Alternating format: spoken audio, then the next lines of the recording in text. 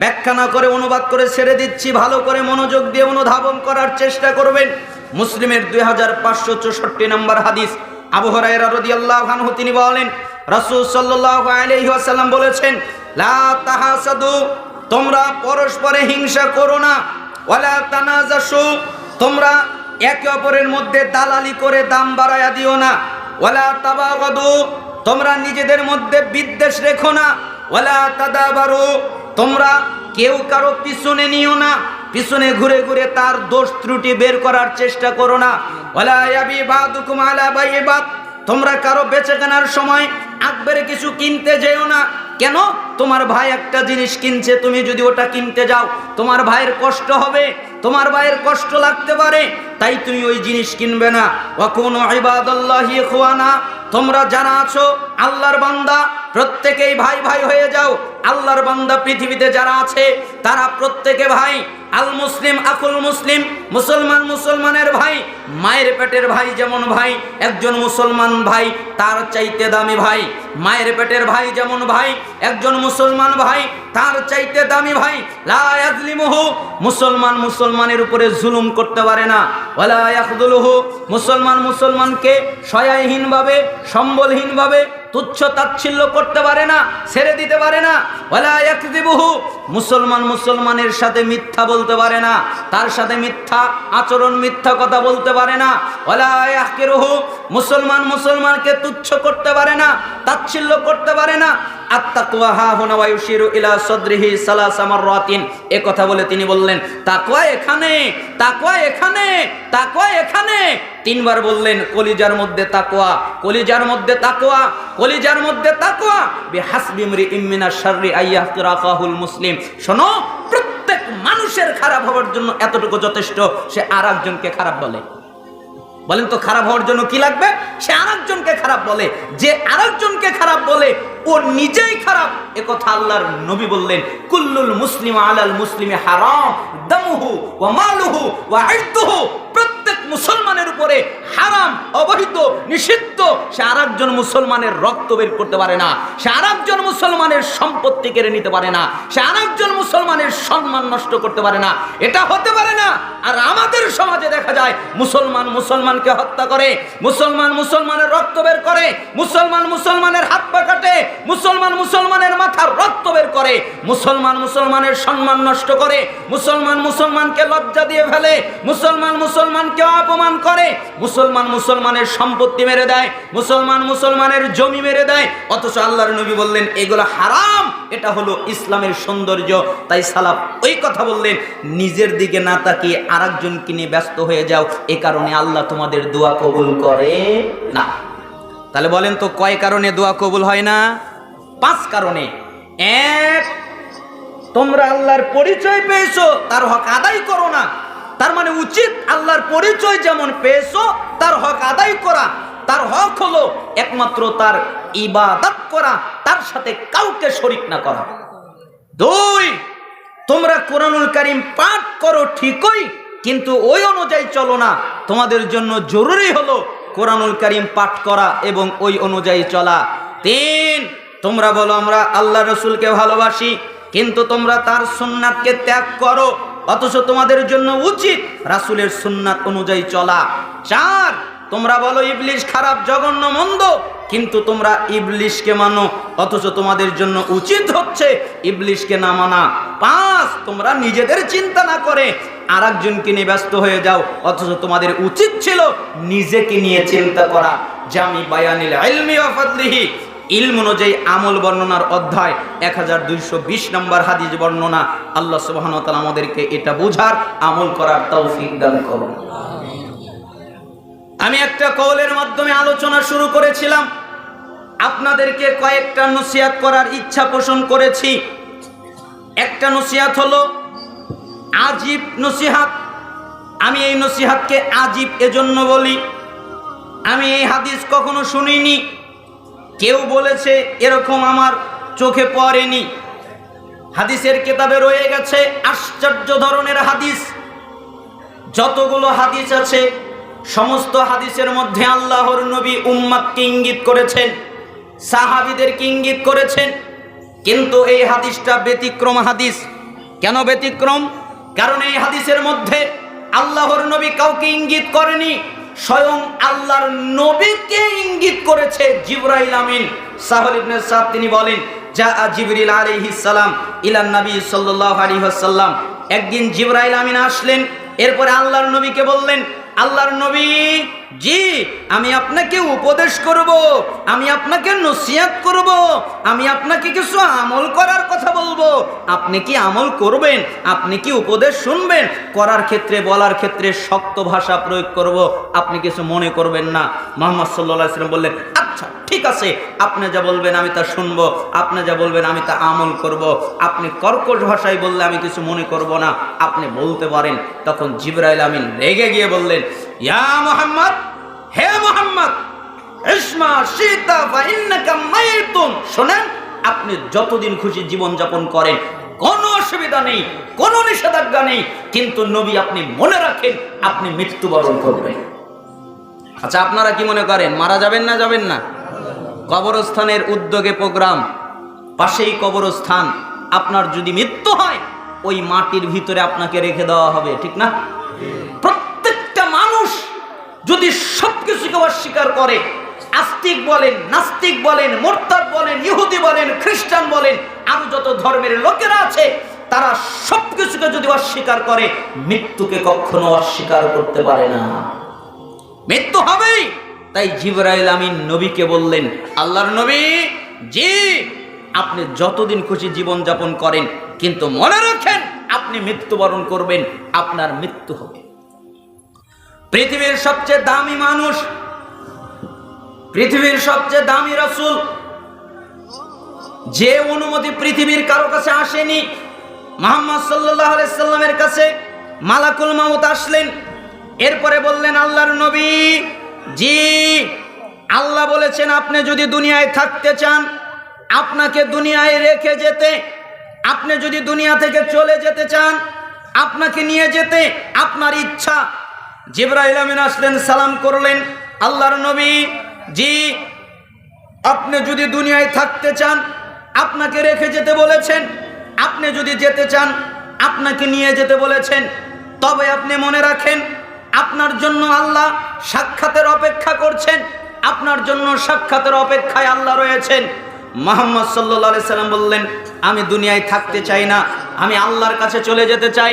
তিনি আল্লাহর কাছে চলে গেলেন, আল্লাহর সাক্ষাৎকে পছন্দ করলেন। যার অনুমতি ছিল দুনিয়ায় থাকার, তিনি দুনিয়ায় থাকতে পারেননি। অতএব পৃথিবীর যত ক্ষমতাধর, যত দাপটওয়ালা লোক থাকুক না কেন, দুনিয়ায় টিকতে পারবে না, তার মৃত্যু হবেই।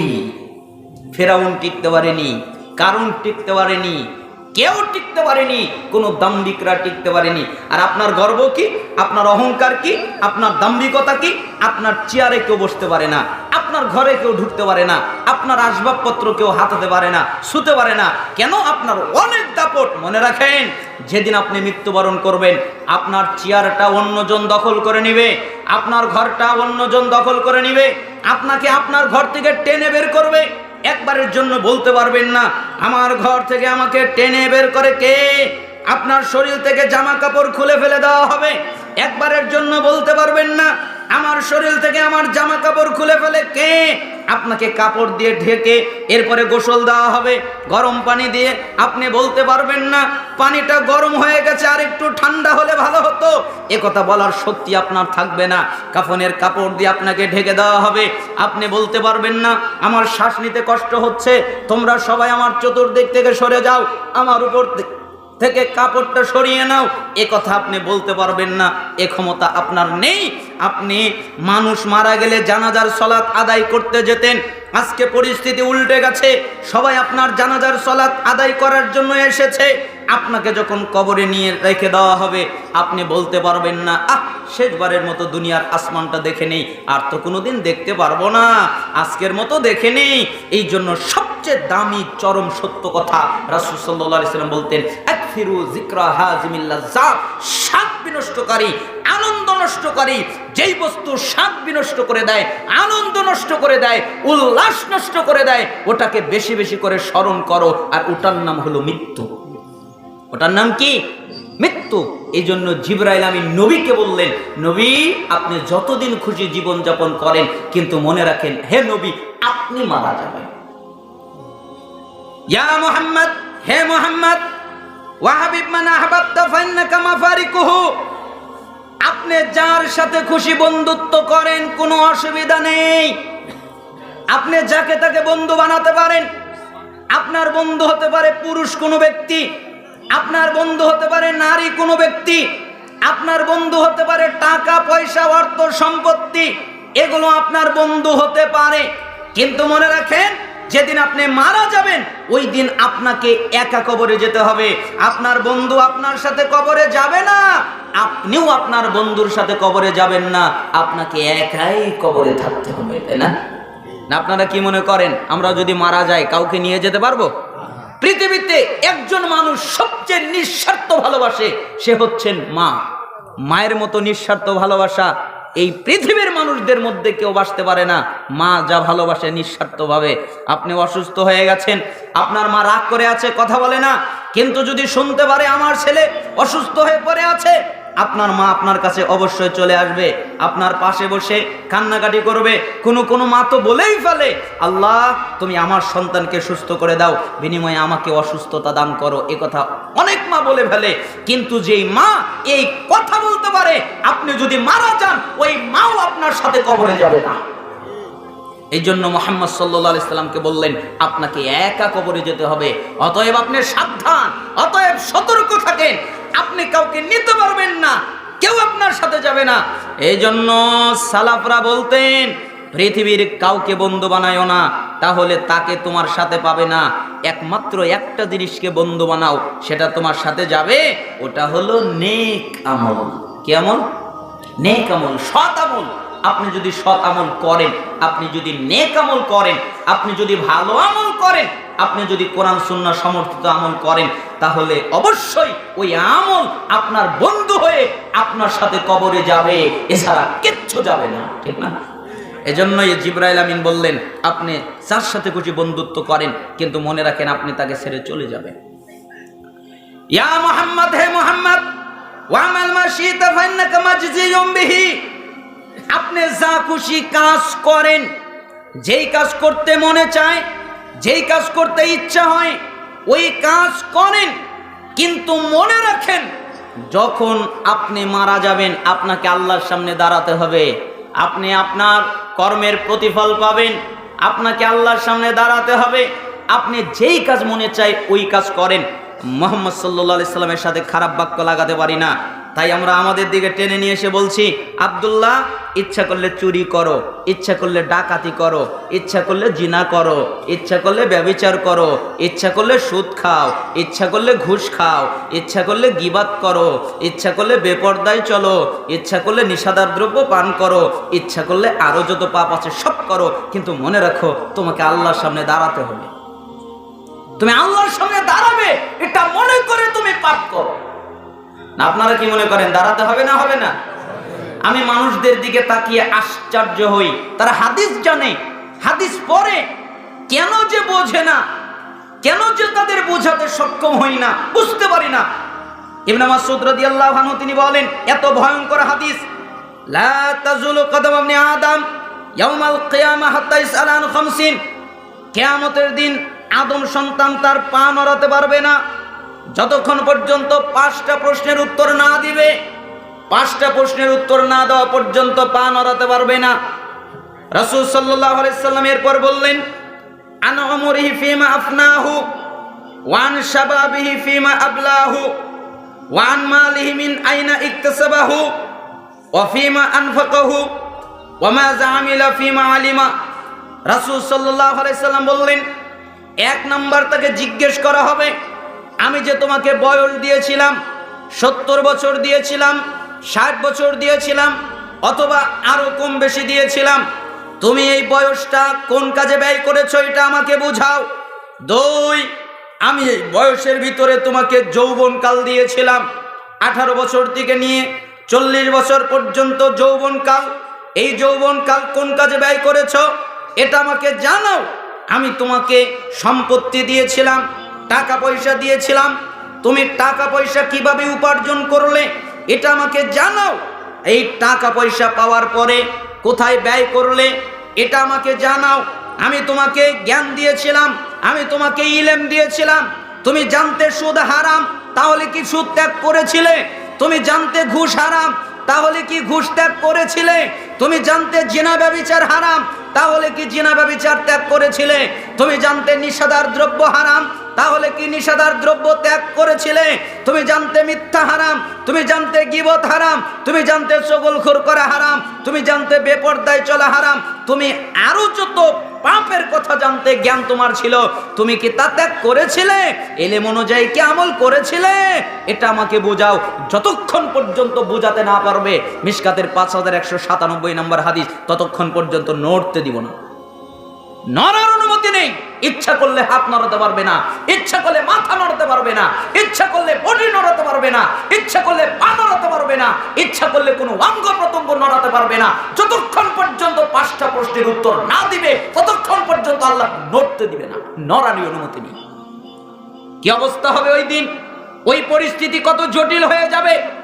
আমরা মানুষ আল্লাহকে কেন ভয় করি না? সাহাবীর আল্লাহকে কত ভয় করতেন। দেখবেন, একটা উদাহরণ দেখাই। আপনারা এই হাদিসটা জানেন, আমি মুসান্নাফ ইবনে আবি শাইবা থেকে আপনাদেরকে অনুবাদ করে শোনাচ্ছি। একটু ব্যতিক্রম মনে হবে, তবে এরকম হাদিস আপনারা জানেন। মাইজ বিন মালিক জিনা করে ফেলেছে, তাই আল্লাহর নবীর কাছে আসলেন। আল্লাহর নবী, জি আপনি আমাকে পবিত্র করেন। আল্লাহর নবী বললেন, যাও আল্লাহর কাছে মাপ চাও, ক্ষমা চাও, আল্লাহ তোমাকে মাফ করে দিবে, ক্ষমা করে দিবে। মাইজ বিন মালিক চলে গেলেন। কিছু দূর যাওয়ার পরে আবার ফিরে আসলেন। আল্লাহর নবী, জি আপনি আমাকে পবিত্র করেন। তুমি কি আমার কথা বুঝতে পারো না? আমি তোমাকে বলছি আল্লাহর কাছে মাপ চাও, ক্ষমা চাও, আল্লাহ মাফ করবে, ক্ষমা করে দিবে। মাইজ বিন মালিক চলে গেলেন। কিছুক্ষণ পরে আবার ফিরে আসলেন। আল্লাহর নবী, জি আপনি আমাকে পবিত্র করেন। কি ব্যাপার, আমার কথা বোঝো না? আমি তোমাকে বলছি আল্লাহর কাছে মাপ চাও, ক্ষমা চাও, আল্লাহ মাফ করবে, ক্ষমা করবে, যাও চলে যাও। মাইজ বিন মালিক চলে গেলেন। চতুর্থবার আবার ফিরে আসলেন। এবার আর আল্লাহর নবী কোনো কথা না বলে, মাইজকে কিছু না বলে সাহাবীদেরকে ধমক দিলেন, এই সাহাবীরা, জি আল্লাহর নবী, এই মাইজ পাগল নাকি? আমি ওকে বললাম আল্লাহর কাছে মাপ চাও, ক্ষমা চাও, আমাকে বলে পবিত্র করেন, ও কি পাগল? আমার কথা বোঝে না? তখন সাহাবীরা বললেন, আল্লাহর নবী, আমরা তো তাকে ভালোই জানি, সে তো পাগল নয়। তখন তিনি আর একটা কথা বললেন, ও তাহলে মদ পান করেছে তাই না? এই কারণে বিবেক হারিয়ে গেছে, আমার কথা বুঝতে পারছে না। একজন সাহাবী উঠলেন, নাকটা মুখের সাথে লাগিয়ে দিয়ে বললেন, আল্লাহর নবী মদ পান করে নাই, তো পাগলও নয়, মদও পান করে নাই, আমার কথা বোঝে না কেন? আমিও তোকে বললাম আল্লাহর কাছে মাপ চাইতে, ক্ষমা চাইতে, আল্লাহ মাফ করবে, ক্ষমা করবে। এবার রাসূল সাল্লাল্লাহু আলাইহি ওয়াসাল্লাম বললেন, আচ্ছা ঠিক আছে, কি করেছো বলো। তখন মাইজ বিন মালিক বললেন, আল্লাহর নবী, মানুষ যেটা বৈধভাবে করে আমি ওটা অবৈধভাবে করেছি, আমি জিনা করেছি, আমি হলাম বিবাহিত। তখন মুহাম্মদ সাল্লাল্লাহু আলাইহি ওয়াসাল্লাম বললেন, আহ ইস, কতই না ভালো হতো আমাকে যদি না জানাতে। আমি তোমাকে বললাম আল্লাহর কাছে মাপ চাও, ক্ষমা চাও, তুমি তা না করে আমাকে জানিয়ে দিলে, কতই না ভালো হতো আমাকে যদি না জানাতে। এ কথা বলছেন আর দুই চোখ দিয়ে টস টস করে পানি পড়ছে। আর সাহাবীদেরকে বলছেন, জানাই যেহেতু হয়ে গেছে, বিচার হবে, আমার কিছু করার নেই, এটাই শরিয়াত। সাহাবীরা, জি মাইজ বিন মালিককে মাটিতে অর্ধ পর্যন্ত গাঢ় পাথর মেরে মেরে মেরে মেরে তাকে মেরে ফেলে দাও, তাকে নিয়ে হত্যা করে ফেলো, তাকে মেরে ফেলে দাও। পাথর মেরে মেরে মাইজ বিন মালিককে মেরে ফেলে দেওয়া হচ্ছিল। রক্ত সাহাবীদের গায়ে লেগে লেগে যাচ্ছিল, তাই কিছু সাহাবীরা অভিশাপ করছিল।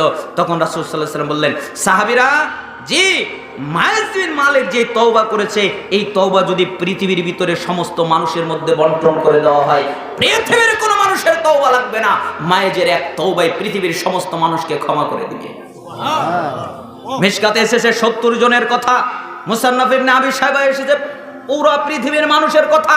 পুরো মানব জাতি যদি পাপ করে আর মাইজ বিন মালিকের তওবা যদি ভাগ করে দেওয়া হয়, তাহলে পৃথিবীর মানুষের তওবা লাগবে না, মাইজের এক তওবা পৃথিবীর সমস্ত মানুষকে ক্ষমা করে দিবে। এটা হলো মাইজ বিন মালিকের তওবা। আল্লাহকে এত ভয় করতেন, আমি কিভাবে আল্লাহর সামনে দাঁড়াবো? আমি জিনা করেছি, আমি ব্যভিচার করেছি, আমি নিজের উপরে জুলুম করেছি, আমি নিজের উপরে অত্যাচার করেছি, আমি আল্লাহর সামনে কিভাবে দাঁড়াতে পারি? তিনি আল্লাহকে ভয় পেতেন। কিন্তু আমরা মুসলিম আশ্চর্য আশ্চর্যজনক একটা জাতি। আমরা আল্লাহকে ভয় করি না, আল্লাহর সামনে দাঁড়াতে হবে এই ভয় আমাদের মধ্যে কাজ করে না। এজন্য আমি আপনাদেরকে অনুরোধ করছি, আল্লাহর সামনে দাঁড়াতে হবে অবশ্যই। অতএব সতর্ক সাবধান থাকেন। জিবরাইল আমিন এরপরে বললেন, শারাফুল মুমিন কিয়ামুল লাইল। আল্লাহর নবী আপনি কি জানেন মুমিনের সম্মান কি? মুমিনের সম্মান হলো রাতে সালাত আদায় করা। যারা রাতে সালাত আদায় করে, যারা তাহাজ্জুদ পড়ে, তাদের সম্মান আছে। আপনি যদি সম্মানিত লোক দেখতে চান তাহলে তাহাজ্জুদ পড়া লোকদেরকে দেখবেন, তারা হলো সম্মানিত লোক। এবং মুমিনের ইজ্জত হলো মানুষের কাছে কিছু না চাওয়ার মধ্যে। তারা মানুষের কাছে কিছু চায় না, যদি কিছু চাইতে হয় তাহলে আল্লাহর কাছে চায়। বলেন তো কার কাছে চায়? আল্লাহর কাছে। যারা আল্লাহর কাছে চায় তাদের সম্মান আছে, যারা মানুষের কাছে চায় তাদের সম্মান নেই। এই হাদিসটি এসেছে সবুল ইমান 10,058 নম্বর হাদিস, কানজুল উম্মাল 21,388 নম্বর হাদিস, মুস্তাদরিক হাকিম 7,921 নম্বর হাদিস, সিলসিলা সহিহা 831 নম্বর হাদিস। আলবানী রহিমাহুল্লাহ সহি বলেছেন, হাকিম রহিমাহুল্লাহ সহি বলেছেন। তার মানে এখান থেকে আমরা বুঝলাম, যতদিন খুশি আপনি জীবন যাপন করেন, কিন্তু মনে রাখবেন আপনি মারা যাবেন। যার সাথে খুশি বন্ধুত্ব করেন, কিন্তু মনে রাখেন আপনি তাকে ছেড়ে চলে যাবেন আর সেও আপনাকে রেখে চলে যাবে। যা খুশি কাজ করেন, ভালোও করতে পারেন মন্দও করতে পারেন, কিন্তু মনে রাখেন আপনাকে আল্লাহর সামনে দণ্ডায়মান হতে হবে, আপনাকে আল্লাহর সামনে অবশ্যই দাঁড়াতে হবে। 4, আপনি যদি সম্মান চান তাহলে রাতে সালাত আদায় করবেন। 5, আপনি যদি ইজ্জত চান তাহলে মানুষের কাছে কিছু চাইবেন না, তাহলে আল্লাহ তাআলা আপনাকে ইজ্জত দান করবেন। হে আল্লাহ, আপনি আমাদেরকে এই হাদিসের উপরে আমল করার তৌফিক দান করুন। আপনাদের কষ্ট হচ্ছে না তো? আবু হুরায়রা আজকের আলোচনার দ্বিতীয় হাদিস।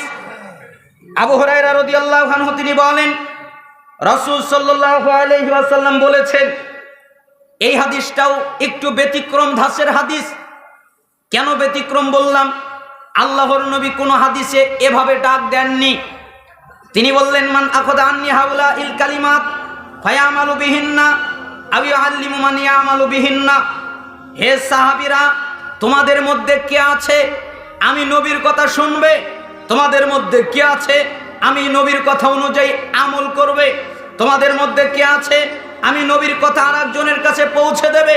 এরকম কে আছে? এই জন্য সালাফরা বলতেন, এই হাদিস যদি কেউ শোনে তাহলে তার জন্য 3টা কাজ জরুরি হয়ে যায়। 1, এই হাদিস মনোযোগ দিয়ে শোনা। 2, এই হাদিস অনুযায়ী আমল করা। 3, এই হাদিস আরেকজনের কাছে পৌঁছে দেওয়া। কেন? আল্লাহর নবীর ডাকি এরকম, কি আমার কথা শুনবে, কি আমার কথা অনুযায়ী আমল করবে, কি আমার কথা আরেকজনের কাছে পৌঁছে দেবে। ফাকুলতু আনা ইয়া রাসূলুল্লাহ। আবু হুরায়রা বললেন, আমি আছি আল্লাহর নবী, আপনি যা বলবেন আমি তা গ্রহণ করব, আপনি যা বলবেন আমি তা আমল করব, আপনি যা বলবেন আমি তা আরেকজনের কাছে পৌঁছে দেব, এ দায়িত্ব আমার। ফাখাদা বিয়াদি ফাআদ্দা 50। তখন রাসূল সাল্লাল্লাহু আলাইহি সাল্লাম আবু হুরায়রার হাত ধরলেন, এরপরে গুনে গুনে 5টা কথা বললেন। তিনি বললেন, তোমরা যদি 5টা কাজ করতে পারো তাহলে আল্লাহ তোমাকে 5টা পুরস্কার দেবে। কয়টা কাজ করলে? 5টা কাজ। আল্লাহ পুরস্কার দিবে কয়টা? 5টা। ইত্তাকিল মাহারিমা তাকুন আবাদান নাস। হে সাহাবীরা, তোমরা কি আল্লাহর ওলি হতে চাও? আচ্ছা, আপনারা চান না? বলেন, আপনারা কি আল্লাহর ওলি হতে চান? আপনারা অথবা সাহাবীদেরকে ইঙ্গিত করে বললেন, তোমরা কি আল্লাহর ওলি হতে চাও? তোমরা কি আল্লাহর ইবাদত গুজার বান্দা হতে চাও? তোমরা কি আল্লাহর প্রিয় বান্দা হতে চাও? তোমরা কি আল্লাহর মুহাব্বতের বান্দা হতে চাও? তোমরা কি আল্লাহর বন্ধু হতে চাও? তাহলে শোনো, আল্লাহ যা হারাম করেছেন সব ত্যাগ করো, বিনিময়ে আল্লাহর ওলি হবে। বলেন তো কি ত্যাগ করতে হবে? হারাম। আপনি যত বেশি হারাম ত্যাগ করবেন, আপনি তত বড় অলিতে রূপান্তরিত হবেন, তত বড় অলিতে আপনি পরিণত হয়ে যাবেন। কেন? আপনি হারাম ত্যাগ করছেন, এজন্য আপনি বড় অলিতে আল্লাহর বন্ধুতে রূপান্তরিত হয়ে যাবেন। এজন্য রাসূল সাল্লাল্লাহু আলাইহি ওয়াসাল্লাম বললেন, হারাম ত্যাগ করো, বিনিময়ে অলি হবে। আরদা বিমা কাসামাল্লাহু লাকা তাকুন আগনান নাস। তোমরা কি ধনী হতে চাও? যে আল্লাহ আমাকে ধনী বানিয়ে দিক, এটা কি চাও?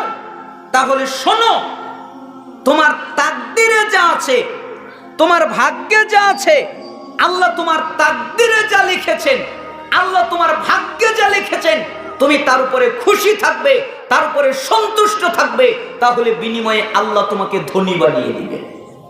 তাহলে ধনী হতে গেলে কার উপরে খুশি থাকতে হবে? তাকদীরের উপরে, ভাগ্যের উপরে। ভাগ্যে যা আছে তার উপরে আমি সন্তুষ্ট, তাহলে আল্লাহ আপনাকে ধনী বানিয়ে দিবেন। আপনার কলিজার ভিতরে শান্তি দান করবেন, আপনার কলিজা থেকে, অন্তর থেকে অস্থিরতা দূর করে দিবেন, অন্তরের ভিতরে ধনিত্ব দান করবেন, অন্তরের ভিতরে প্রশান্তি দান করবেন, শান্তি দান করবেন, আর আপনাকে আল্লাহ বড়লোক ধনী বানিয়ে দিবেন। কেন? তাকদীরে যদি খুশি থাকেন। ওয়াহসিন ইলা জারিকা তাকুন মুমিনা। এরপরে তিনি বললেন, তোমরা কি মুমিন হতে চাও? যে আল্লাহ আমাকে মুমিন বানাক, এটা কি চাও? আচ্ছা, আপনারা কি চান না যে আল্লাহ মুমিন বানাক? যে তোমরা কি চাও আল্লাহ আমাকে মুমিন বানাক, এটা কি চাও? তাহলে শোনো, তোমার প্রতিবেশীর সাথে ভালো আচরণ করো, বিনিময়ে তুমি মুমিন হয়ে যাবে। যে ব্যক্তি তার প্রতিবেশীর সাথে ভালো আচরণ করে না, তার প্রতিবেশীর সাথে সুন্দর আচরণ করে না, তার প্রতিবেশীকে কষ্ট দেয়, তার প্রতিবেশীকে আঘাত দেয়, বোঝা যাচ্ছে সে পরিপূর্ণ মুমিন নয়। যার হাত থেকে তার প্রতিবেশী নিরাপদ নয়, সে পরিপূর্ণ মুমিন নয়। আপনার হাত থেকে আপনার প্রতিবেশীকে নিরাপদ হতে হবে, আপনার প্রতিবেশীর খেয়াল রাখতে হবে, আপনার প্রতিবেশীকে ভালোবাসতে হবে, তাদের সাথে উত্তম আচরণ করতে হবে, তাহলে বিনিময়ে আল্লাহ তাআলা আপনাকে মুমিন বানিয়ে দিবে। ওয়াহিব্বালিন নাস মা তুহিব্বু লিনাফসিকা তাকুন মুসলিমা। তুমি কি প্রকৃত মুসলিম হতে চাও? আল্লাহ আমাকে প্রকৃত মুসলিম বানিয়ে দিক, এটা কি তুমি চাও? তাহলে শোনো, নিজের জন্য যা পছন্দ করো, অপরের জন্য তাই পছন্দ করবে। নিজের জন্য পছন্দ করো আমার গীবত না করুক, তাহলে তুমি কারো গীবত করবে না। নিজের জন্য পছন্দ করো আমাকে কেউ অপমানিত না করুক, আমাকে কেউ কষ্ট না দিক, আমাকে কেউ রাগিয়ে না দিক, তাহলে তুমি অন্যর ক্ষেত্রে তা করবে না। নিজের জন্য পছন্দ করো আমার রক্ত কেউ বের না করুক, আমার সম্পত্তি কেউ মেরে না দিক, আমার সম্মান কেউ নষ্ট না করে দিক, তাহলে তুমি অন্যজনের জন্য তা করবা না। নিজের জন্য যা পছন্দ করো, নিজের জন্য যা ভালোবাসো, অপরের জন্য তাই ভালোবাসবে, তাহলে বিনিময়ে আল্লাহ তোমাকে সত্যিকারের মুসলিম বানিয়ে দিবে। সত্যিকারের মুসলিম হতে চাও? তাহলে নিজের জন্য যা পছন্দ করো, অপরের জন্য তাই পছন্দ করো, আল্লাহ তোমাকে সত্যিকারের মুসলিম বানাবে। ওয়ালা তুকসিরিদ দাহিক ফাইন্না কাসরাতাদ দাহিক তুমিতুল কলব। অতিরিক্ত হাসবা না, বেশি হাসবা না। কেন? বেশি হাসলে হৃদয় মরে যায়, বেশি হাসলে অন্তর মরে যায়। ডাক্তার বলেছে অতিরিক্ত হাসতে হবে, তাহলে হার্ট ভালো থাকবে। আল্লাহর নবী বলেছেন অতিরিক্ত হাসা যাবে না, তাহলে হৃদয় মরে যাবে। আমরা ডাক্তারের কথা মানি না, আমরা নবীর কথা মানি, তাই আমরা অতিরিক্ত হাসি না। তিনি বলেছেন মুস্কি হাসো, তার মানে বোঝা যায় মুস্কি হাসির ভিতরে কল্যাণ আছে, অতিরিক্ত হাসির মধ্যে কল্যাণ নেই। এই জন্য সালাফরা বলতেন, ওই আলোচনায়, ওই মজলিসে, ওই মাহফিলে কখনো কোনো সময় যাওয়া যাবে না যেখানে হাসি রহস্য চলে, যেখানে হাসাহাসি চলে। কেন?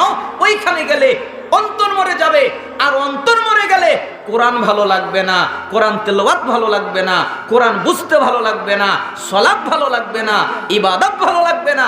কেন? তার ভিতরে অশান্তি চলে আসবে। এই হাদিসটা তিরমিজি 2305, মিশকাতের 5171 নম্বরে এসেছে।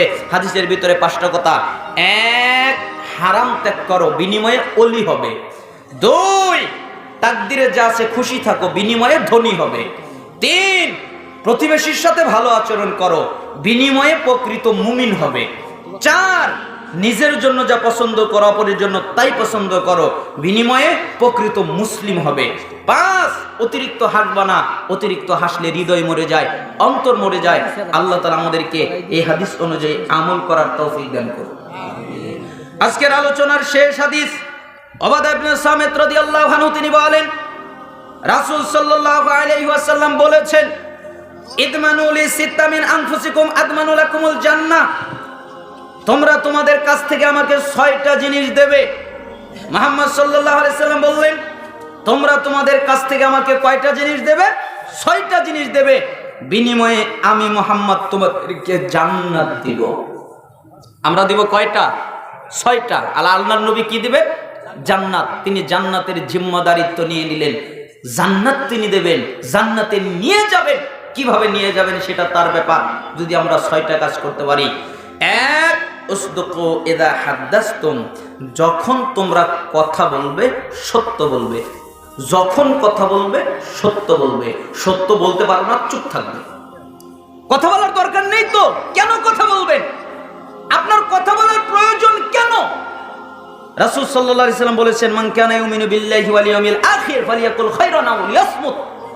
যে ব্যক্তি আল্লাহ এবং আখিরাতে বিশ্বাস রাখে সে যেন ভালো কথা বলে, যদি ভালো কথা বলতে না পারে তাহলে যেন চুপ থাকে। আপনাকে চুপ থাকতে হবে, কিন্তু আপনি ভালো কথা বলতে পারেন না তাই চুপ।